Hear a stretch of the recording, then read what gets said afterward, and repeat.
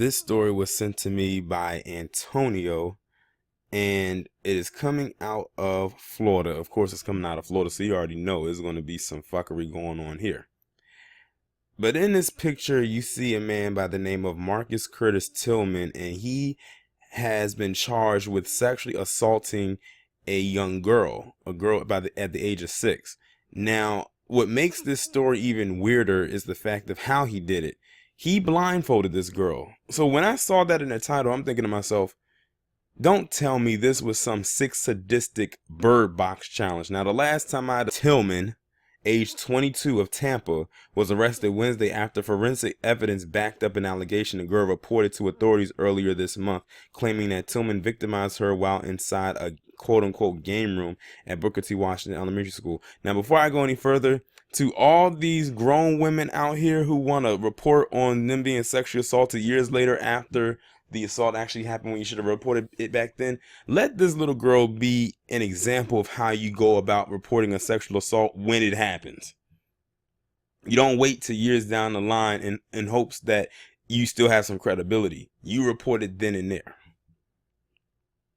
The girl told authorities that Tillman pulled her out of class on January 10th before instructing her to sit on a chair with her hands tied behind her back, according to an arrest affidavit and search warrant affidavit obtained by the newspaper. He told her he was going to take care of her and it was going to be okay. Tillman then covered the girl's eyes and nose with a black jacket before telling her not to be scared. He then sexually battered the girl. The girl told police she saw what Tillman's pants had been unbuttoned when she removed the jacket, prompting the security officer to tell her that they were all good. See, he was doing mind manipulation on a young girl that most likely didn't know what was going on. So that's why he kept telling her, I'm going to take care of you and it's all good. When to the average adult, they already know what that means. District officials then contacted Tampa police after the girl reported the incident later that day. She then led investigators to the room where the assault allegedly occurred, and the black fleece jacket was still there. Tillman, meanwhile, denied assaulting the girl, but acknowledged being alone with her in the room. He took her to the location because he thought she was a victim of child neglect and wanted to determine how safe she was at home. Tillman was later arrested after semen was found on 2 sections of the jacket. Now, why does this sound so familiar? It sounds like a case that happened back in the late 90s involving a woman by the name of Monica Lewinsky. Only difference here is that the semen was found on the jacket, while his was found on her dress, which to this day is still one of the most nastiest things. Like, how do you hold on to something like that? But we know why she did. But still, at the same time, that was real tacky. But let me continue. He was then fired from his position once district officials learned of his arrest. I am disgusted and shocked by this arrest, Principal Jamie Girding told parents in a message about Tillman's arrest. We trusted him to protect our students and staff, and he broke that trust. Tillman, an imposing figure at 6 feet tall and 240 pounds, remained held on a $250,000 bond Friday at the Hillsborough County Jail. Tillman was still on a probationary period when he was arrested earlier this month. He was among roughly 120 school officers hired or rehired by the district since last summer to comply with the state law requiring security staffers at every elementary school.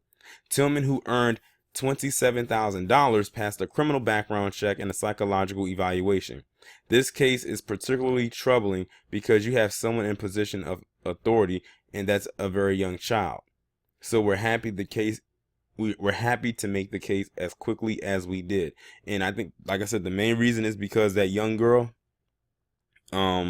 reported it as soon as possible. Now, one thing I have to point out before I go any further, and I notice how they wrote this in this article, and they do it with every black person, whether they are a criminal or not. They managed to have to put out there how much he was making. They could have left that part out mainly because I didn't give a damn how much he was making. Like, why did you have to let us know he's making $27,000? As if that's really going to matter now, because where he's going, it's not like he's going to be able to spend it. But we know he's going to get dealt with accordingly, and he should. I'm not saying that he shouldn't, but let's be real here. If this was a white officer that did this, they would have tried to find a way to give him a slap on the wrist, and they probably would not have mentioned how much he was making.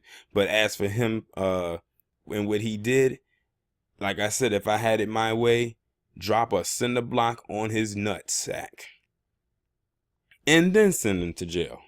let him suffer a little bit before, he ends up getting to the place where I think he should be spending the rest of his life. Like, he did the ultimate mind manipulation on a child. Like, that should be some sort of charge right there. Because he blindfolded her, and when she was starting to ask questions or started to feel uncomfortable, which would be normal, he manipulated her into not leaving by saying, you'll be fine, or it's all good, or I'm going to take care of you. And he probably said it in the most gentle, sweet voice that you know how adults talk to kids and everything like that. They talk to them like they're children. But yeah, this guy needs to be, and I hope he is, dealt with accordingly.